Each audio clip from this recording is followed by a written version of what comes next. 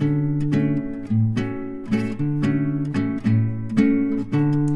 everybody, Julie the Would Be Chick here with day 4 of my 31-day series of how to get your yarn space organized. All right, so this next idea is not the prettiest idea I've ever seen.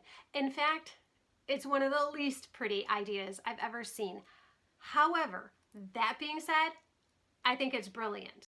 I absolutely think it's brilliant. I think it could be done a little bit better, a little bit prettier, but I think it's a great idea. So you're basically going to take a laundry basket that has, all of the little mesh holes in it, and you're going to take your yarn balls one by one and just thread your yarn through each of these holes, and they don't get tangled up in the basket. Now, why would you want this? I would personally use this if I were working on a scrap blanket, and I love to work on scrap blankets. So I think this is a perfect idea for that.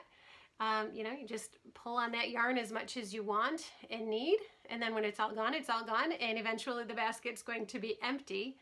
And also, while you're working on it, to take it from room to room, you just, toss your work in process. You just toss your whip right on the top, carry it around to wherever you want to go. You want to work on it in your bedroom, carry it to your bedroom. You want to work on it on the couch, take it out there. It's all in one basket. It's not going to get tangled up. And I think that this is just an absolutely brilliant idea for people like me who love scrappy blankets. So let me know what you think in the comments below. Is this something you've ever tried or would think about trying? All right, guys, I'll see you tomorrow. Bye-bye.